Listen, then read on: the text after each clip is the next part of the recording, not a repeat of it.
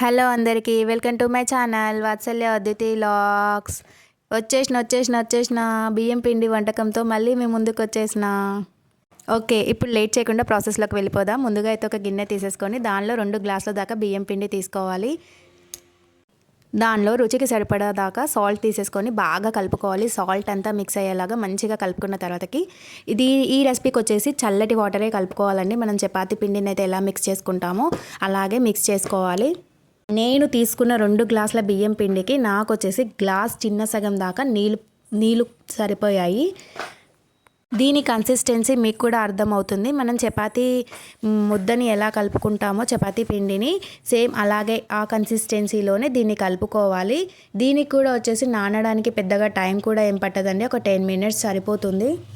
ఈ tiffin recipe కొత్తగా టేస్టీగా ఎమ్మీగా ఉంటుంది. ఒకసారి తప్పకుండా ట్రై చేయండి. తెలిసిన వాళ్ళైతే ఓకే, తెలియని వాళ్ళ గురించి నేను చెప్తున్నాను. తప్పకుండా ట్రై చేయండి.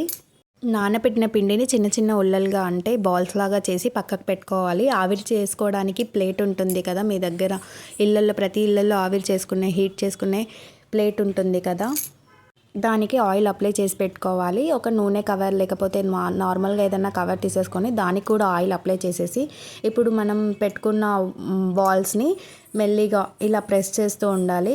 అసలు చాలా ఈజీ అండి, రాని వాళ్ళు కూడా చేయొచ్చు. షేప్ ఏమీ అవసరం లేదు, రౌండ్గా రాకపోయినా పర్లేదు. తప్పకుండా ట్రై చేయండి, ఏం కాదు, చాలా టేస్టీగా ఉంటుంది. దీన్ని పల్చగా ఒత్తుకోవాలి. లావుగా ఉంటే కొంచెం తినబుద్ధి అవ్వదు కదా, కొంచెం పల్చగానే ఉండాలి. ఇలా చూసారా, స్పీడ్గా అయిపోతుంది. అసలు హాఫ్ అన్ అవర్లో టిఫిన్ కూడా కంప్లీట్ అయిపోతుంది. ఇవి చేసుకోవడానికి కొంచెం టైం పడుతుంది కదా, ఈలోపు ఒక గిన్నె తీసేసుకొని మనం ఆవిరి చేసుకోవడానికి వాటర్ని పెట్టుకోవాలి.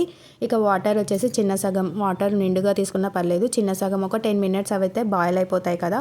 చూసారా, బబుల్స్ వచ్చేసాయి. ఇక ఇవి కూడా అయిపోయాయి. ఇక ఆవిరి పెట్టేసుకున్నాను.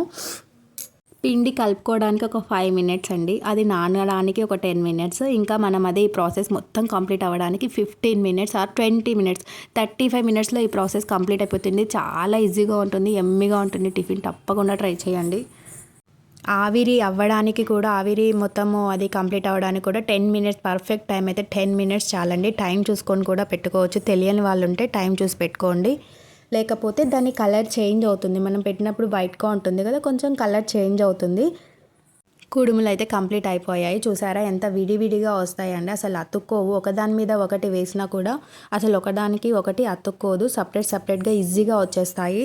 ఈ కుడుములను వచ్చేసి చింతకాయ పప్పు లేకపోతే చింతకాయ పచ్చడితో తింటే చాలా బాగుంటుంది. అంటే కొత్త చింతకాయ, పాత చింతకాయ కాదు, కొత్త చింతకాయ పచ్చడితో తింటే చాలా టేస్టీగా ఉంటుంది. ఇంకా ఈ సీజన్లో చింతకాయలు దొరుకుతున్నాయి కదా, చింతకాయలు తెచ్చుకొని పచ్చడితో తప్పకుండా ట్రై చేయండి. ఆవిరి చేసుకునే ప్లేట్కి కూడా ఏం అంటలేదు చూసారా, ఎందుకంటే ఆయిల్ అప్లై చేసాం లేండి. కాకపోతే నీట్గా వచ్చేస్తుంది, ఒకదానికొకటి అస్సలు అతుక్కోదు, విడివిడిగా సపరేట్ అయిపోతాయి. Please do watch and subscribe my channel.